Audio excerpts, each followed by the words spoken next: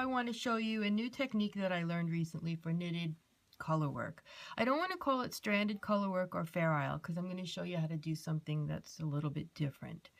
Although you're going to be using two colors in a round and bringing them both all the way around. This is a hat I made a long time ago. If you look inside, you can see the unused colors of yarn make strands that are held loosely on the back of the work when you go around. And I had learned how to knit one color in each hand, so that's what I did for this.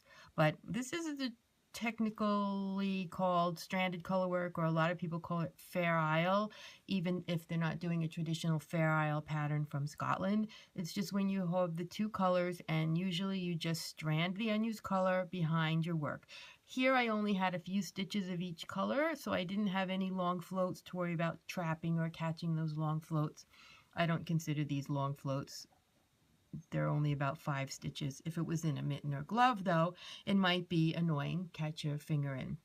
And so that's the technique that I learned at that time. So a few months ago, I took a class from Sylvia Olsen, who's a Canadian designer who knits in the traditional Coast Salish technique that is used for cowichan sweaters. If you haven't heard of Sylvia Olsen or cowichan sweaters, you should Google it because her books are really good. She's a really good teacher, and they're really traditional, those traditional Canadian sweaters that were kind of knocked off by Mary Maxim and then made into a Canadian tradition. You probably have seen them if you're not familiar with the term cowichan. On the inside of that knitting, you don't have any long floats. Sylvia said it looks like a bunch of little pebbles.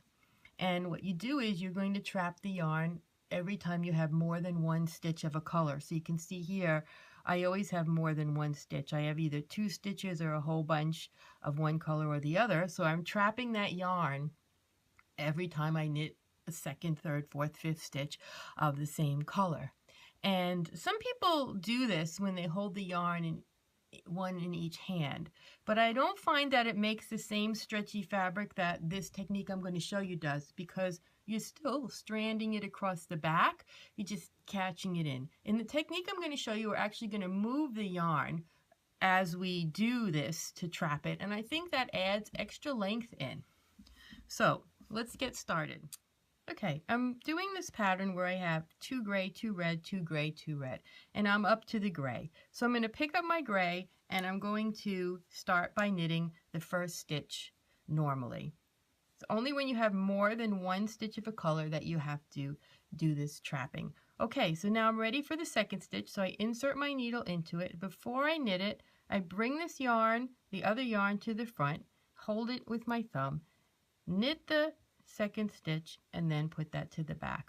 Now I would continue with the gray and do that every other stitch if I was, but now in the pattern I'm doing, I'm not continuing with the gray, I'm switching to red. So let's take a look here and see what's happening.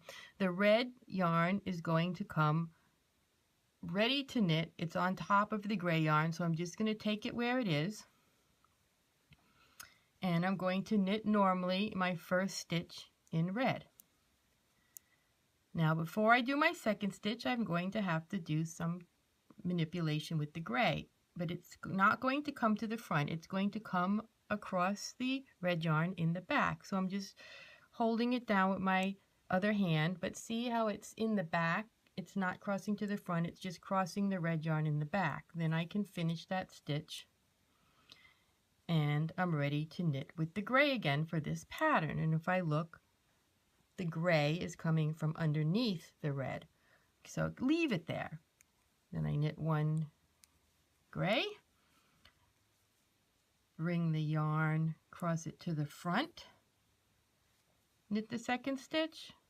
So you'll notice that the yarn you're crossing to the front, when you're ready to start the next stitch, it's going to be wanting to come from the top. Just don't cross it. Let it cross naturally. Don't do any twisting or anything. Going to knit that first red stitch. Then for the second one, I'm going to bring the gray across it in the back, knit the second red stitch. Then when I look and I want to start with the gray, it's coming from underneath. So what's happening is my yarns are staying untwisted. I'm not getting a barber pole or candy cane design. I'm not getting any floats. And you can back up and watch that over and over again. What I suggest you do before you start a project with this technique is do this 2A, 2B, 2A, 2B for 2 rows.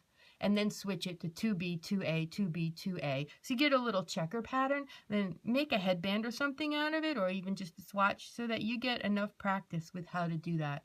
And then when you go to knit something following a chart, you'll have the motions down with your hands.